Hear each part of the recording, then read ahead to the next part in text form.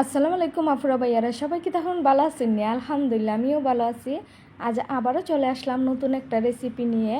এক বাটি আটা গড়ে থাকলে এত সুন্দর কইরা এই রেসিপিটা তৈরি করে নিতে পারবেন। দেখতে যতটা লোভনীয়, খাইতে তার চেয়েও দুর্দান্ত স্বাদ। আমি 2টা আলুরে সিদ্ধ করে নিছি। সিদ্ধ করে নেওয়ার পর কড়াইয়ের মধ্যে তেল দিয়া পেঁয়াজ কুচি রসুন কুচি দিয়ে দিছি। রসুন কুচি আর পেঁয়াজ কুচিরে ভাজা ভাজা হয়ে গেলে দিয়ে দেব মশলাটা ভাজা ভাজা করে নেব। করে নেওয়ার পরে যখন মশলাটা একটু ভাজা ভাজা হয়ে আসবে তখনই আমি দিয়ে দেব আলুটা। আলু দিয়ে ভাজা ভাজা করে একটা পুর তৈরি করে নেব। বিকেলের নাস্তা বা চায়ের সাথে জমে যাবে। অল্প খরচে কিন্তু এই নাস্তাটা তৈরি করে নিতে পারবেন আর ঝামেলা ছাড়া খুবই কম সময়ের মধ্যে।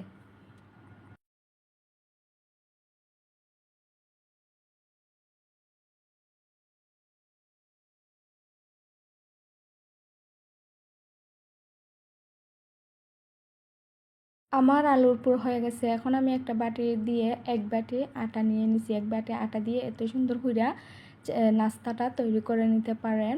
আর স্বাদ অনুযায়ী লবণ দিয়ে দেবেন পরিমাণ মতন, আর দিয়ে দেব রান্না করা সাদা তেল। দিয়ে সব কিছু একসাথে ভালো করে একটা ময়ান দিয়ে দেবেন।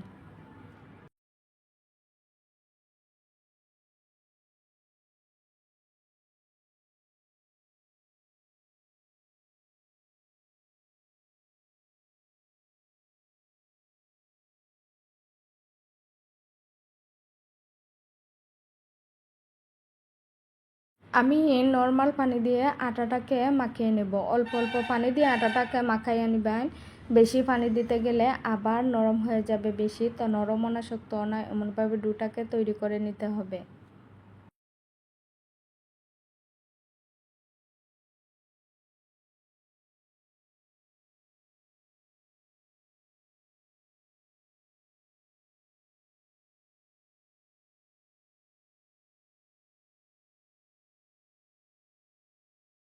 আমি আটার ডোটাকে 5 মিনিটের জন্য রেস্টে রেখে দেবো। রেখে দেওয়ার পরে আমি একটা লিচি বলে নিছি গোল করে।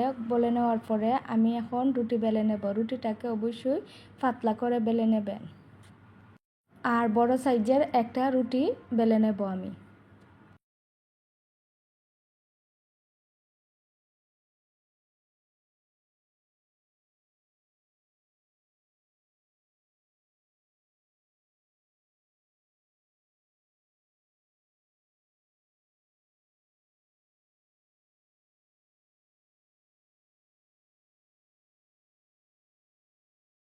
রুটির সাইজটা আঁকা বাঁকা হয়েছে, তো আমি চাকু দিয়ে সাইজ করে নিতেছি। সাইজ করে নেওয়ার পরে আলুর যে পুরটা তৈরি করছিলাম সেই পুরটা আমি রুটির মধ্যে দিয়ে দেব। হাত দিয়ে একটু সাইজ করে লম্বালম্বিভাবে।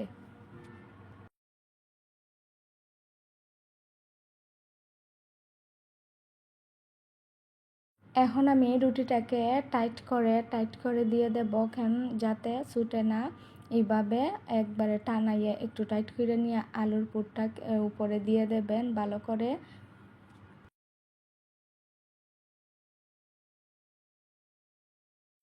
আমি যেভাবে বাইস দিতেছি সেভাবে আপনারা দিয়ে দেবেন আলতোভাবে বাইসটা।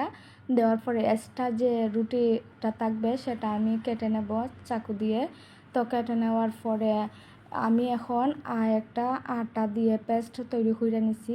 এই পেস্টটা রুটির কিতা বাজে লাগিয়ে দেব। লাগিয়ে দেওয়ার পর রুটির যে মুখটা আছে সেটা বন্ধ করে দেব। বাজার সময় কিন্তু আটার পেস্টটা দিয়ে যদি রুটির মুখটা বন্ধ করে দেন তাহলে কিন্তু বাজার সময় ছুটবে না।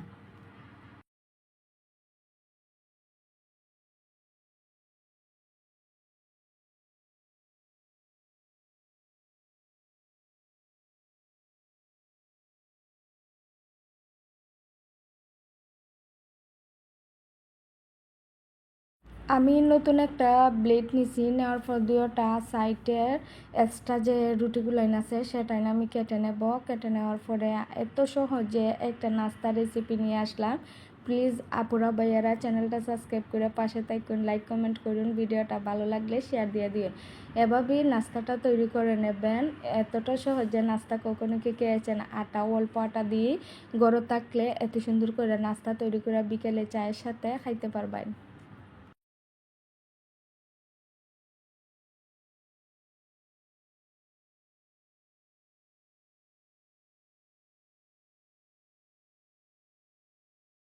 আপনারা চাইলে এই নাস্তাটাকে বড় বড় সাইজ করে নিতে পারেন, তো মাঝারি সাইজে দিলেই সবচেয়ে বেশি ভালো হয়। তো মাঝারি সাইজে দিলে সুন্দর লাগে দেখতে, আর খাইতেও তো এই নাস্তাটা অনেক দুর্দান্ত স্বাদ।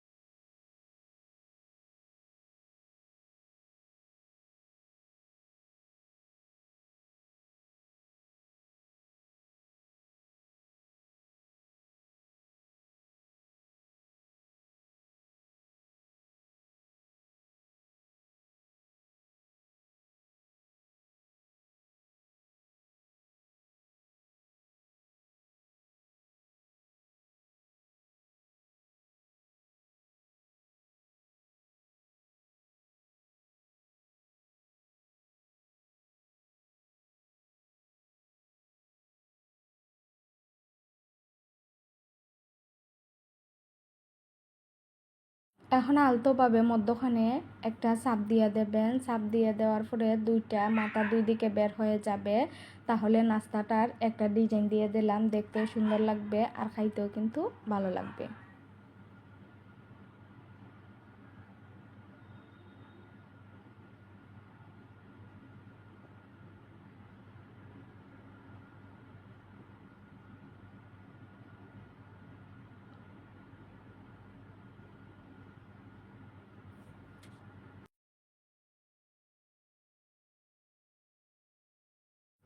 আমি অনেকগুলো নাস্তা তৈরি করে নিছি। চুলাতে কড়াই বসায় তেল গরম করে নিছি। গরম করে নেওয়ার পর নর্মাল আঁচে রেখে নাস্তাগুলো ভেজে নেবেন। যখন নর্মাল আঁচে রেখে নাস্তাগুলো ভেজে নেবেন, তখন ভিতর বাইর দুটোই হবে সুন্দর হয়ে, আর পুড়ে যাওয়ার সম্ভাবনাও থাকবে না। তো এভাবে নাস্তাগুলো ভেজে নেবেন।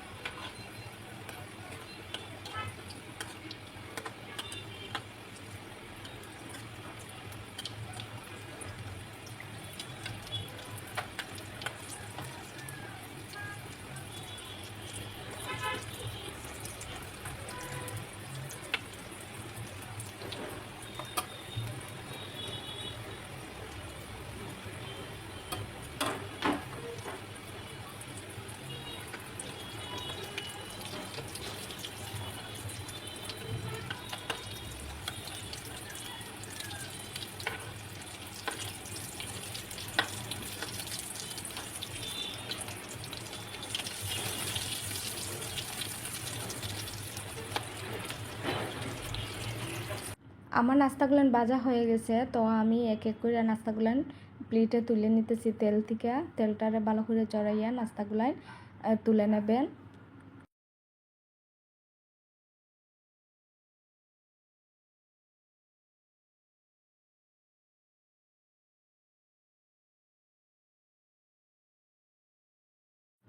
আমি অনেকগুলা নাস্তা তৈরি হইরা নিছি। তৈরি হইরা নেওয়ার পর বিভিন্ন রকম ডিজাইনের যখন নাস্তাটা তৈরি হইরা নিবেন, দেখতেও সুন্দর লাগবো, আবার খাইতেও ভালো লাগবো। আর বিকেলে চায়ের সাথে তো খাওয়ার মতনই না, সবচেয়ে বেশি জমে যায় বিকেলে চায়ের সাথে। এভাবে নাস্তাগুলান তৈরি হইরা খাইতে গেলে ভালোই লাগে, আর অতটা কম সময়ের মধ্যে তৈরি করে নিতে পারেন। মাশাআল্লাহ, অনেক ভালো হয়েছে। আসসালামু আলাইকুম, সবাই ভালো থাকবেন। অন্য আরেকটা সহজভাবে রেসিপি নিয়ে চলে আসবো আপনাদের মাঝে। সবাই ভালো থাকেন, সুস্থ থাকেন। আল্লাহ হাফেজ।